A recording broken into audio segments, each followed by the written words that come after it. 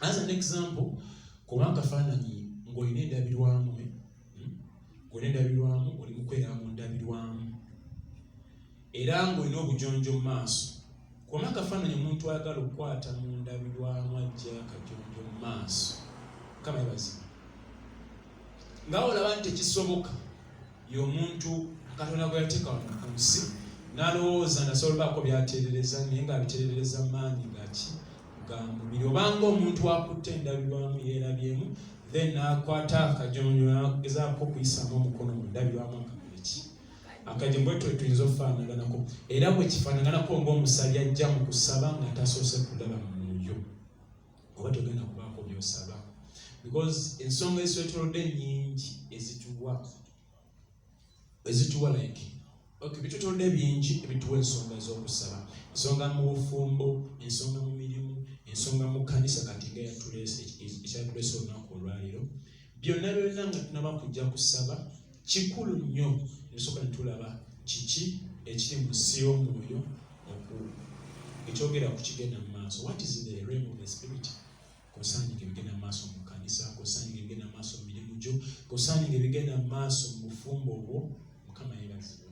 Kikulu nnyo kubanga otasobola kukwata mu ndabirwamu tukirabira ddala era ne Katonda bw'atyo bw'atulaba abeegayirizibwa tujja mu maaso okusaba naye ng'amaaso gaffe tegasoose kuba connected ku ye. Tufaanaganako ng'abagala okukolera mu kumanya kwaffe. Waliwo kkooti egamba nti abantu ebiseera ebisinga mu nsi ebitusumbuwa sometimes we major in the minors and we minor in the majors. Majoring in the minors kitegeeza nti okuliriza ebintu Katonda byalabanga ate bitono, oba we minor in the majors oba ne twewaayo kitono mu bintu Katonda byalaba nti ate twandibadde twewaayo nnyo. Kati if we don't see in the spirit we will keep on majoring in the minors and minoring in the majors of buweereza, which is so bad. Kubanga bwe kigenda maaso mu buweereza, by the way, ne church yokka, plan ya church, byonna ebigenda maaso mu kanisa muno, plan yava mu ggulu. Because ne Katonda we yali atonda omuntu, agamba kamutonde mu kifaananyi kye, ye Katonda atonda omuntu mu kifaananyi kye, which means ateeka photocopy ye wano ku nsi. Then ne Katonda bwe yali agamba Musa akole weema y'okusenkaniramu, amugamba weema eno gikole, naye blueprint yali mu ggulu. Blueprint by kokopa, blueprint ya tabanako awatukuvu olujja n'awatukuvu abatukuvu, blueprint eyo yali mu ggulu. Bino bye tutambiramu wano ku nsi okumanya nti sosi yaffe eri eri, buli kye tutambiramu kiri eri, so buli kye tukola kirina kuba nga kitunuuliddwa eri, n'amaaso gaffe galina okuba nga galaba nnyo mu nsi ey'omwoyo. That we are aliens and strangers in your sight, as were all our fathers. Our days on earth are like shadow without hope. Waliwo limba Musumba Bugemero yayimba nti ndi mutambuze era ndi mu lugendo. Mulimu ebiwonvu n'ensozi mwentambulira. Mukama yeebazibwe. Oluusi nkoowa naye bwe mbanga ngwa ampanirira. Kasa tukimanya nti tuli mu lugendo naye waliwo atuteeseewo mu lugendo luno. Ate atuwadde n'ebyokulabirako byabannaffe bajjajjaffe nga bwe tusomya batusookawo batuwa okulabirako mu lugendo luno. Batambula batya era okukakasa nti basigala mu lugendo luno nga batambula ne Katonda. Otambula ne Katonda tutuuka. Mukama yeebazibwe. Ensonga endala okukakasa nti tuli batambuza wano ku nsi okusemba ku ekyo tubikoleza buli 39:12. Psalms chapter 39 and verse 12.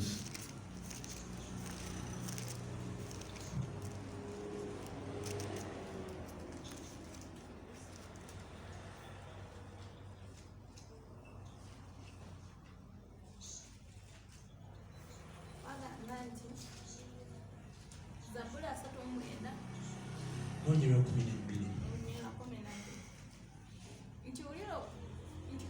Ulira okusaba kwange ayi Mukama.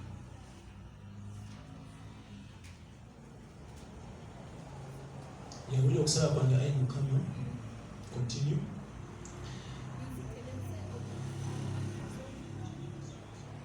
Nga okisomamu kasoma mu Luzungu Psalms 39:12.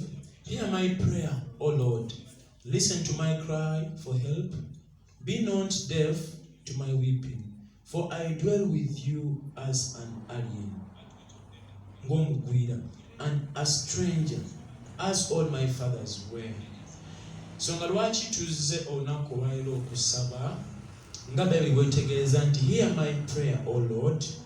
Tuzze olunaku olwaleero tubeeko okusaba kwe tukola, Katonda atwanukule atuddemu. He listens to our cry for help. Addemu okukaba kwaffe aleta obuyambi, aleme okubeera nga matuge maggale era okukaba kwaffe, kubanga wano ku nsi tuli bagwira era nga bakitaabaffe we baali. That's why tuzze okusaba. Naye bwe tujja okusaba tukimanya nti tuli bagwirwa mu nsi. Okusobola okusigala nga tutambula ne Katonda twetaaga amaaso gaffe okuba nga gali ku ye. Okukakasa nti tuli bagwirwa wano ku nsi ngaffe abakkiriza, ekintu ekimu ekikakasa nti wano ku nsi tuli bagwira okusaba. Kikimu kubikakasa nti wano tuli bagwira, because tusaba nga okusaba kwaffe kulubiriddwa kutuuke eri Katonda. Naye Katonda Bayibuli egamba nti ali mu ggulu, newankubadde atudde era mu ffe. Yesu yeebazibwe. Tukola okusaba nti ffe abali wano ku nsi nga bagwira tusabe obuyambi obuveeyo gye twava, tusobole okutukwatira ku mukono wano, tusobole okukola byonna bye tukola ne tuwangula. Mukama yeebazibwe. That has been a foundation to our study today. Ekitulaga nti wano ku nsi tuli batambuza. Omutwe gwaffe tubagamba it is to see in the spirit.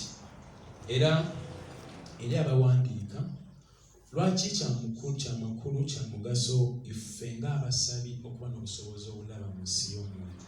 Ekisookera ddala, it is a requirement. A requirement mu Luganda kisaanyizo kya buli mwegayirizi. So nga lwaki tulina ebbanja okulaba mu nsi y'omwoyo. I'm giving 3 reasons. Kubanga kitubanjiwa. It is a requirement for us to see in the spirit. And lwaki tulina ebbanja okubanga tulaba mu mwoyo. It confirms our walk in God.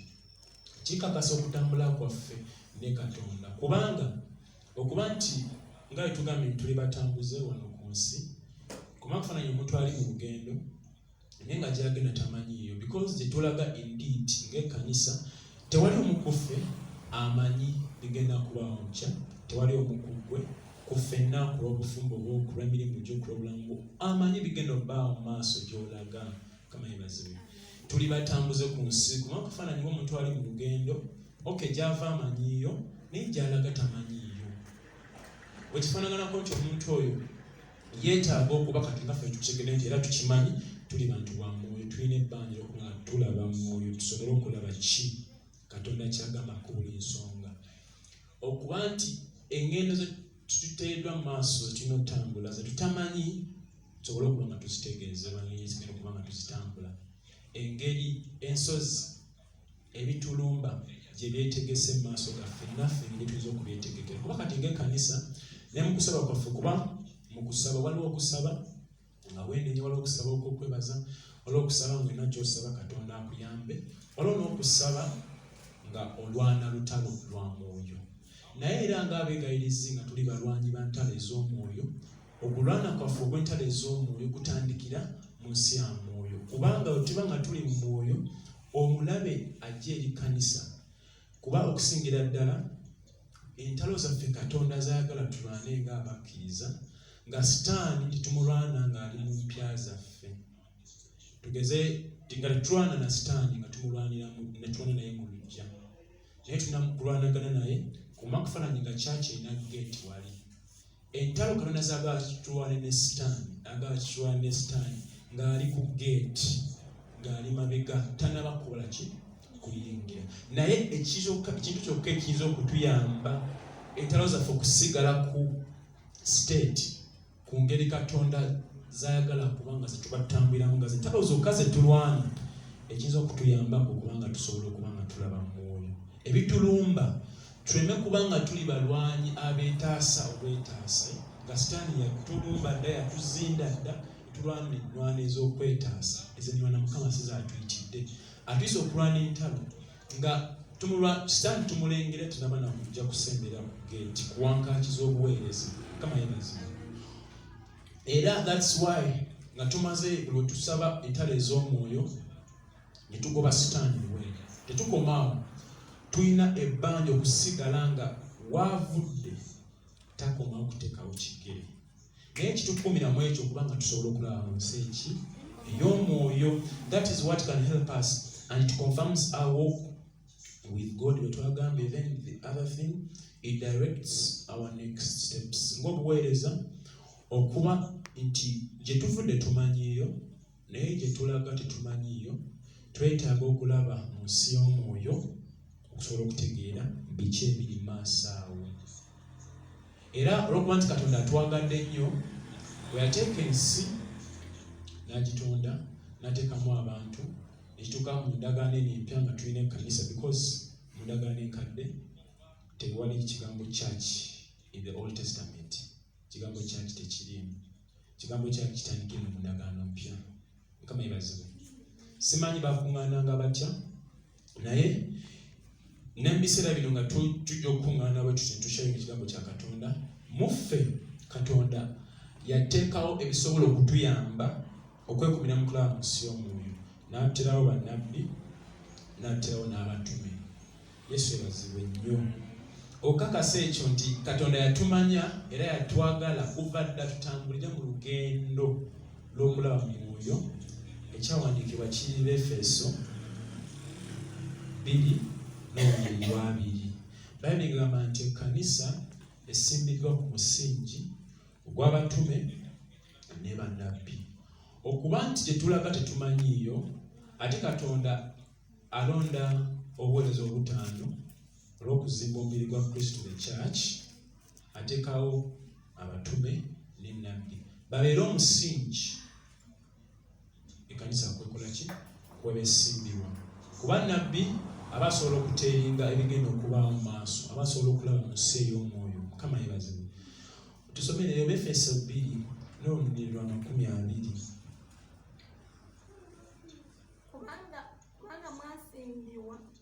Kubanga mwazimbibwa ku musingi be batume ne bannabbi, Kristo Yesu yennyini. Yesu Kristo ye mwennyini bwe yali ejjinja eddene erikuso. Amen. Ekyaliko ekyo kitulaga nti ye nga Katonda mu kuteekawo ekkanisa ku nsi yateekawo n'ebigenda okuyamba ekkanisa okulaba mu nsi ey'omwoyo, era n'ateekawo omusingi ogenda okunyweza ekkanisa eyo nga be batume ne bannabbi. Efeso 2:2. Ebiseera Yesu bwe yabeera ku nsi, ekigambo batume bwe kyatandikira, the apostles, abagoberezi 12 abalaba ku Yesu. Waliwo enzikiriza emu, waliwo eddiini emu, a certain sect, bo bagamba nti mu nsi temuli batume. Bagamba nti in the world kakati bwe tutambulira there is no any apostle. Bo nga kye bagamba nti omutume alina okuba nga yalaba ku Yesu n'amaaso ge, era nga yamulabako n'amweraga kikyali okusobola okumunnyonnyola eri abalala. Omutume is an eyewitness. Okuba nti twetegeka nga tutegekebwa okulaba mu nsi y'omwoyo, omusingi gwaffe ogutunywereza mu kulaba Katonda tugujja ku mutume Katonda gw'asimbye mu masekkati gaffe. Kuba waba ye yalaba Katonda, Mukama yeebazibwe, waba ye yalaba Katonda amanye ekituufu ku Katonda bwe kiri, era ekituufu ekyo kyagenda okutulaga, era ekituufu kye yalaba ku Katonda oyo wakitugamba ne tukitegeera, naffe kye kimu kye tugenda okutandika okulaba ku Katonda y'omu. Kuba ekifaananyi nti gweobadde tolina busobozi kulaba, naye Katonda akutereddewo oli alabye nga gugenda kukubeerera omusingi gw'abadde talaba, naawe olabe. kama bazibu babi kyebagamba nti Efeso 2:2 nti kanisa tusimbidwa ku musingi ogw'abatume ne bannabbi nga tukyali just ku paati y'obutume. Omutume nga bwe tugambye waliwo sekiti bo bagamba nti abatume bokaboka abantu abalaba ku Yesu, the eyewitness of Jesus Christ, nga wadde bakikwata bubi. Omutume y'omuntu yenna nga yeeraba ku Yesu lwatu. Buli muntu alina title nti that is an apostle of God, aba yalaba Yesu. Buli muntu aliko title nti mutume, because by the way the apostles bali mu categories. Waliwo apostle nga oyo asookera ddala bali abatume abasooka abalaba ku Yesu maaso ku maaso, eyewitnesses. Then omutume muveeko. Waliwo n'omutume Katonda gw'alabikira n'akulabikira n'akweraga, omwana okweraga n'akutandisaawo obuweereza. Kuba kasita akweraga kyakweraze n'agamba njagala okole kino ne kino. Tosobola kutandika kintu ky'otalabye. Nsonga lwaki ffenna tuba wansi w'abasumba baffe. Abasumba baffe baba balina kye balaba ku Katonda. Yesu yebazibu. Kati kye balaba ku Katonda ffe nga bakiraba tetwaliyo. Okuba nti gwe musingi ffe kati ng'ekkanisa kwe tuli. Bo baba balaba ye omusumba omukulu aba yalaba Katonda n'amugamba nti taddeko okwolesebwa okumebwa kuti n'akumulaga mu kifaananyi. Divine Purpose Ministries ekyawandiikibwa ekikulu Nehemiah 4:6-7 okuzimba ebisenge byakola ki ebyamenyeka. Bali bwegamba nti tusimbidwa ku musingi ogw'abatume ne bannabbi, kyebetegeeza nti nga tonaba kusimba kanisa, omuntu gw'ateekawo ng'omukulembeze mu kanisa alina okubako nekyalabye mu Katonda. Ekyo kyalabye nga kyagenda okuwa abagenda okumugoberera. Awatali kulaba tewali kyosobola kugaba. Nsonga lwaki Bayibuli mu Yeremiya 1:11 awansi sura 1:11 tunabuuza Yeremiya olaba ki? Kyetulaba kikulu, tolaba kisalawe kyogenda okuzzaako. What you see gives you the next step. Because wemba ndabye tugeze mu maaso gange nga waliwo essanyu, kimpa step ey'okwebaza Mukama. Wemba ndabye mu maaso gange nga waliwo ebigaanyi, kimpa step kati tegenda kukola ki? Kulwana lutalo. Awatali kulaba tomanya step ki gy'okola ki? Gy'ozzaako. Kati Bayibuli egamba nti ekkanisa tusimbidwa ku musingi ogw'abatume ne bannabbi. Lwaba bagenda bakutuma omuntu asooka n'akweraga. Era nsonga lwaki nze nzikiriza nti teri musumba era tandise buweereza nga tasoose kulaba Mukama. Oba tulina kyogenda kuwa bantu. Kuba kati gwe ab'omusingi bali abatannaba kutuuka ku mutendera na ku ddala liraba Katonda, gwe gwe bayimirira ne batengerera ne basobola okulaba mu Katonda. Mwebazibu. Kuba ne bebagamba byokka obagamba ku bye walaba ku Katonda. Omutume. Then ne apostle mu church nga tugeze this is Divine Purpose Ministries, omusumba omukulu Pastor Teddy Muhoza. Then nga mufeera waliwo apostle, naye nga that apostle is responsible for church planting. Nga musumba Teddy agenda kutuma oyo. Nga ani amutuma? Musumba amutuma, let's say Divine Purpose Ministries Kiwatule, netuka ekiseera n'ezaala Divine Purpose Ministries Bugoloobi.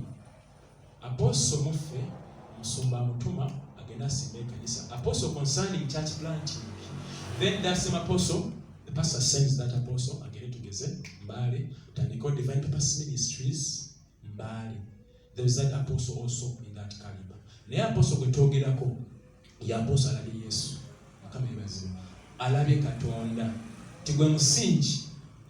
Bano bagenda okubagoberera, kwe bagenda okuyimirira n'abasobola okulengera mwani mu Katonda. Yesu yebazibu.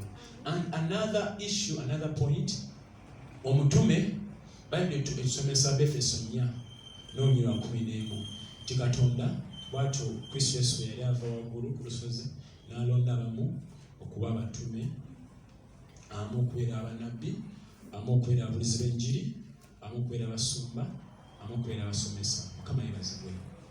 Omutume eyansomesa fivefold ministry, when asooka okusomera fivefold ministry bw'ati bwe yakinnyonnyola nti obuweereza obutaano bwonna mu kanisa omutume yabuwambaatira ya bukumakuma kubanga ye alina kyalaba Katonda kati mmwe mwenna mba wansi we alabe Katonda. Musa weba nti yali alaba Katonda kyamufula ow'enjawulo ku baali bamugoberera nga ye mukulu mu bo.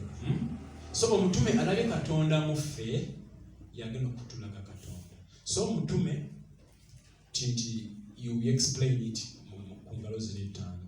Omutume ng'akiikira kino ekigere ekisajja Mukama yeebazibwe awamatira bano bonna. Then kana akagalo nti nabbi kinabbi ajagamba nti kati weeks bbiri okuva kati nga wosonga ti weeks bbiri okuva kati ndaba Katonda ng'akola kino n'ekino n'ekino mu bulamu. Mukama yeebazibwe. Omusingi guli gwe twogeddeko ogw'abatume n'ennabbi. Omutume aba yalaba Katonda kyali, then nabbi aba alina okusoboza obusonga mu maaso. Event Pacific wano tuli wano kale kuma kufaananyi nti mbadde sikimanyi ne tugeze ndiko obunabbi ne ngamba nti omwezi ogujja nga 17 mbaga ya musumba. Mukama yeebazibwe. Nabbi ability okulaba ebigenda mu maaso. So besides that nga tuvudde ku kyokuba nti tusobola okubanga nabbi asobola olaba n'alengera ekyo ekitabo ky'obunabbi. Songa lwaki Katonda akiteeka mu kanisa kyakuyambako ffe kitubeera omusingi naffe okulengera ku biki ebiri ki mu maaso eyo. Kagalo kano then kanakoma kati kambulizi wa njiri. Songa lwaki nti kawanvu ku buno bwonna kyombulizi wa njiri tatula mu kifo kimu ava wano aba wano tenadde ewalala nadda mbaali tatudde. Mukama yeebazibwe. Kakana kawanvu kubona. Then kani akoma kati ye musumba the pastor atula mu kanisa tavaawo abeerawo full time alisa ekisibo n'akitegeeza n'akituusa mu kigera ekya Katonda.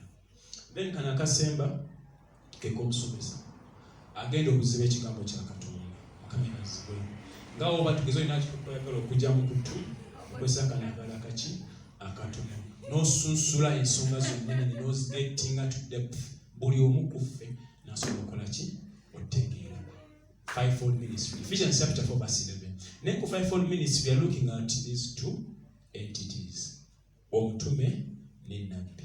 Omutwe gwaffe guli to see in the spirit. Okulaba mu mwoyo. Ffenna tuli bantu ba mwoyo, ng'ekkanisa tuli bantu ba mwoyo. Ne Katonda ayagala tusigale nga mu mwoyo eyo tulabayo. Kati gwe omusingi guno kwatunywereza okwabo abalaba Katonda n'oyo nabbi Masekati gaffe asobola okulaba ekiri mu maaso. Tubeera omusingi titusena obusobozi bw'okulaba mu kuyita mu bo first of all. Like tukiyonka ku bo. Ate era mu ngeri y'emu naffe bwe tusaba waliwo engeri z'enjawulo zisobola okulaba mu mwoyo, mu birooto, mu kwolesebwa mu kigambo kya Katonda. Naye mu kigambo kya Katonda kino let's open wano tugenda kuddawo bwe tubadde tubikoleza buli 119 n'olunyiriri lwa 89 okakasa nti n'ekigambo kino kye tusoma this Bible awatali kulaba Katonda oli atudde mu ggulu ye yalina stamp ne ku kino ekigambo. Psalms 119 verse 89. Bible gamba forever, O Lord, thy word is settled in heaven.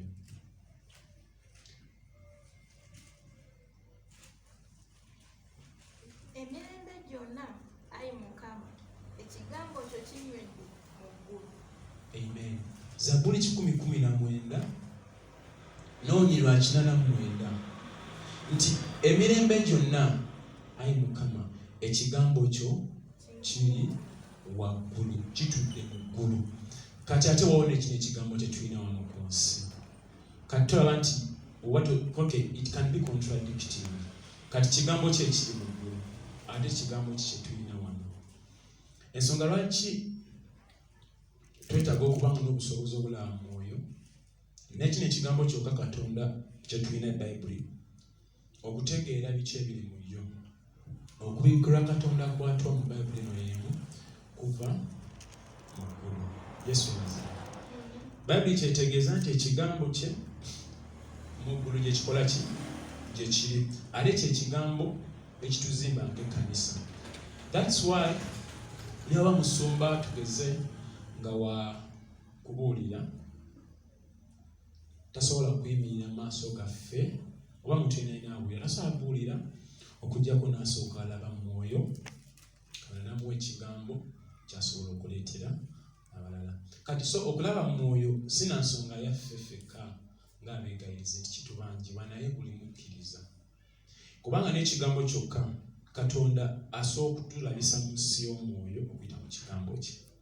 Naye nsonga lwaki tusabira mu kigambo kino, ekigambo kye tusoma kino awatali kubikkirwa kuva wa Katonda tesobola kulaba bugazi bunene bujjuvu bw'amagezi agali mu kyo awatali buyambi okuva mu ggulu.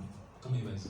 So nga tuvudde ku kyokusaba ne mu kusoma ekigambo kya Katonda twetaaga okubanga tulina level y'okulaba mu mwoyo gwe tuli okuyita mu ki?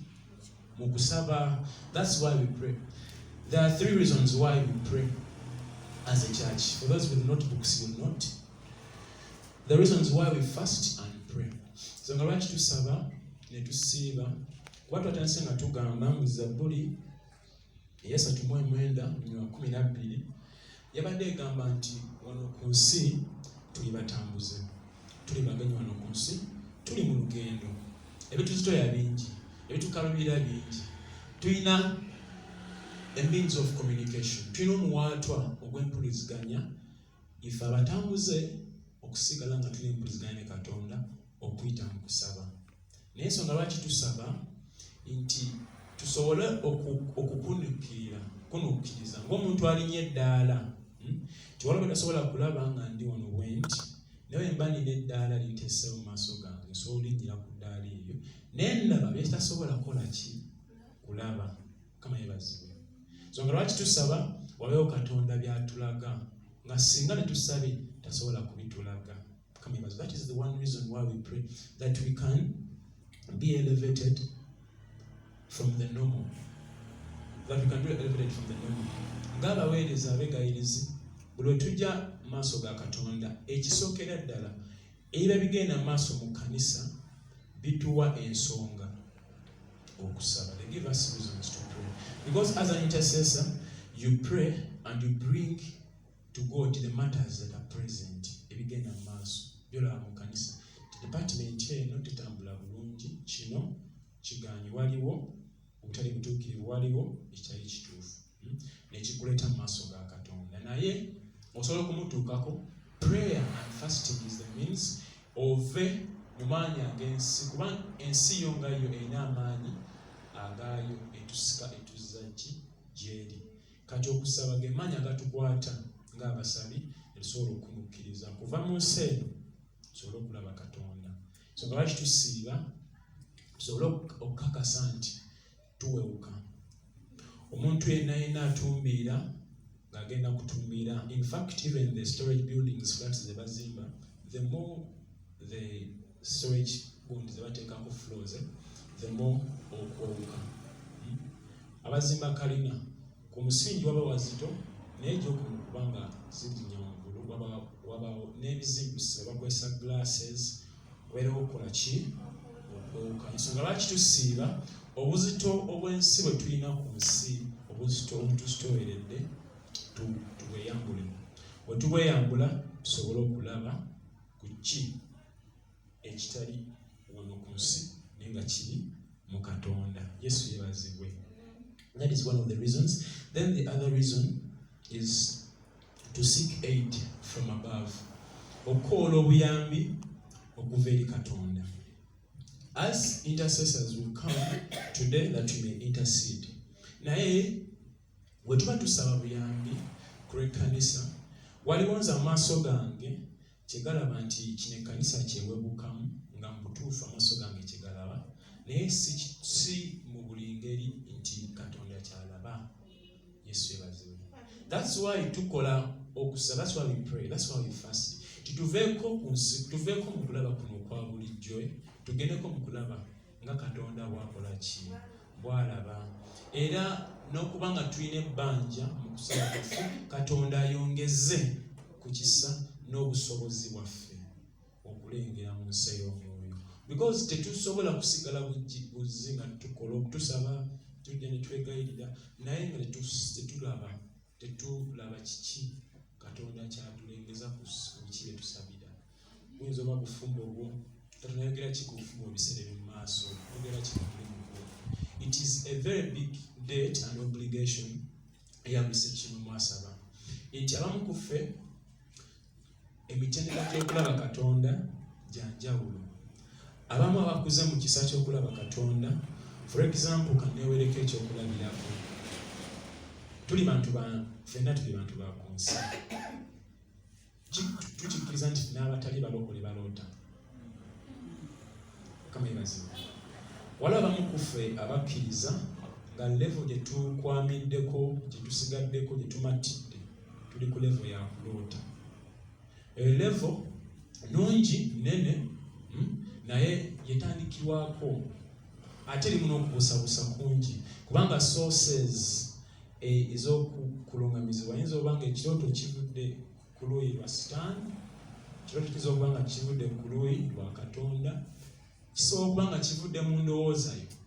Abamu nga level omutendera gwe tuliko ogw'okulaba mu mwoyo gwa level ya birooto. Mutendera mulungi naye twandyayaanye nnyo okusukkako ku mutendera ogwo. Kama yebazibwe.